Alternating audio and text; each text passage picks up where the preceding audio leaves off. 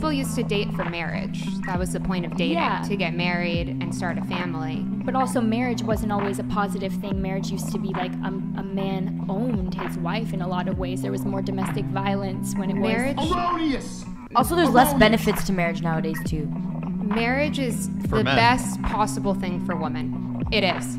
It truly is. Women do better financially. Men do better financially as well when they're married. It makes way more sense for people to be married, for your children. I mean, for men especially, if you grow up with a single mother, the rates of you being incarcerated, not graduating school, drugs, and all this stuff is sky high. And so, you know, marriage is the best thing that's happened for both of the sexes. A glaring chasm separates men and women in the current landscape. Men, operating on a different wavelength, witness women inhabiting their own bubble, craving attention on a grand scale, and constructing lives dedicated solely to their whims. Men's desires are refreshingly uncomplicated: food, respect, and basic intimacy. However, many men, wise to the diminishing returns of relationships, increasingly view the entire endeavor as more trouble than it's worth. In the arena of dependency, women exhibit a reliance on men that borders on the absurd. While men can efficiently manage most facets of relationships or delegate them to others, the irreplaceable components of emotional support and care elude outsourcing. This paradox unwittingly positions men as coveted prizes, while women, in stark contrast, emerge as concealed liabilities. The modern woman grapples with a convoluted struggle, torn between the independence touted by woke feminism and the undeniable satisfaction derived from traditional nurturing roles, a battle deeply ingrained in their biological and universally feminine nature. Women voraciously desire an all-encompassing man, but bristle at meeting the reciprocal expectations men harbor. The pursuit of a high-flying career, complete with aspirations of seizing the CEO throne, unfolds in tandem with the confounding scenario of dwindling attention post the peak fertile years. Making dubious decisions during this zenith, including the pursuit of stereotypical bad boys, further muddies the waters. After a series of divorces and languishing in leftover states, they find themselves baffled as to why the men they once dismissed aren't clamoring for their affections anymore. Marriage holds different meanings for women and men. To women, it signifies stability and retirement, while for men, it often represents increased responsibilities over time. Historically, marriage involved parents choosing a husband for their daughter, where the man took care of the daughter and held a significant say in the family. This structure was considered ideal for building families. However, modern marriage seems like a fallback plan for women aged 30 and above who are tired of working. In the event of boredom, they may resort to divorce, gaining alimony, child support, and a substantial share of the man's assets, a form of modern-day theft. Women divorce men 70 to 80% of the time. I would argue in relationships, it's probably similar. Men aren't leaving, women are. So to a guy's point of view, he's going to commit to this girl. And what does he get? He doesn't get purity anymore. You know, these hoes.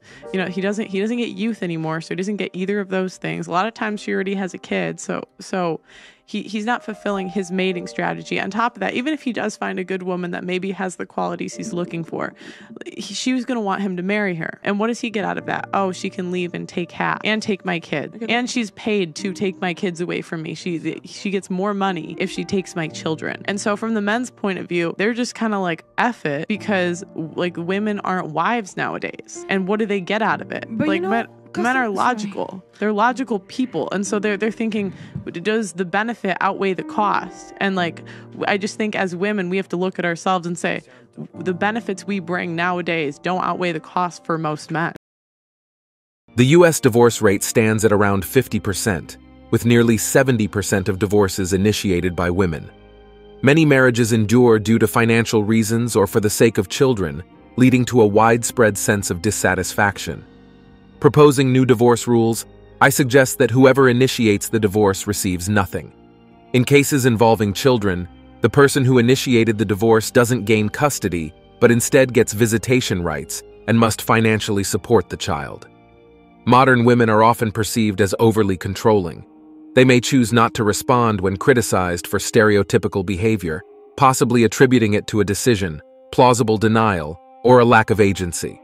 However, I believe it goes beyond these explanations, viewing women as adept players in the intricate game of human poker, controlling how they want their partners to be and behave. As many men approach the age of 30 or 35, they often emerge from a phase driven by testosterone, seeking more in a relationship than just physical intimacy and the prospect of children. This realization might come as a surprise to some women who may have assumed that men only prioritize certain aspects in relationships. As men's perspectives evolve, the preconceived notions women have about controlling various aspects of their partner's lives begin to crumble. This shift can induce feelings of insecurity and a loss of control for women involved. Contributing to this confusion is the influence of popular culture, with movies, TV shows, and even academia and multinational corporations perpetuating woke ideologies. Corporate organizations in particular now face mandatory quotas for female representation in leadership roles, leading to instances where positions are filled without considering the candidate's capabilities. Despite the potential drawbacks of such woke policies, corporations adhere to them to avoid negative media coverage. In the midst of this confusion, many modern women find themselves single, drifting further away from the prospect of a happy family life with a loving partner and children. Contrary to these circumstances, the reality is that most men reach CEO positions through years of dedicated sacrifice, investing long hours, often 16 to 18 hours daily, for over 3 decades to navigate the competitive and demanding corporate landscape. Without a hint of complaint, these men accept situations where their female colleagues earn more or receive promotions. Their silent dedication often leads to providing for their families throughout their lives. Partners and wives enjoy lives of luxury, free from work obligations, indulging in expensive designer wear and global travel. It's a stark contrast to envision a woman providing for her entire family, including her partner, in a similar scenario. The insistence on engaging in corporate battles, however, results in modern women spending considerable time away from their families and partners. Ultimately, this can lead to strained relationships and partners leaving, as men typically prefer women as companions providing comfort and nurturing their children. This reality, ignored by woke feminism, contributes to the challenge modern women face in finding lasting relationships. The desire for selective equality emerges, where what belongs to women remains theirs, and what belongs to men also becomes theirs.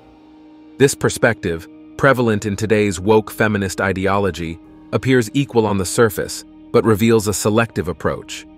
Modern women advocate for more positions in corporate boardrooms, but don't show interest in professions like plumbing or truck driving.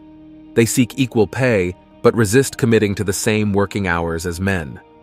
The quest for benefits is prominent, yet the willingness to put in the same effort as men enjoying those benefits is lacking. The expectations placed on men by modern women add another layer of complexity to the pursuit of equality.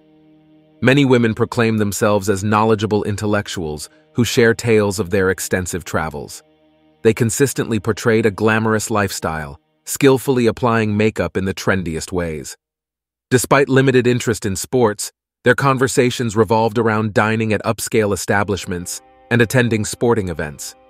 Contemporary women aspire to project their lives as unique, captivating, and unlike anyone else's. However, amidst this desire, it appears they draw you into their narrative, eventually aiming to exert control over every aspect of your life. Expressing past heartbreaks and securing promises of unwavering loyalty, they subtly seek control, ensuring your rare moments of solitude become sparse during your outings. Any desire for personal space may unintentionally burden the relationship. Women meticulously plan every facet of a couple's life, dictating living arrangements, social events, and weekend visits to relatives. Many women struggle to handle a man's opinion, possibly due to a lack of understanding that men, too, have individual goals and aspirations, as detailed in articles from sources like Cosmopolitan.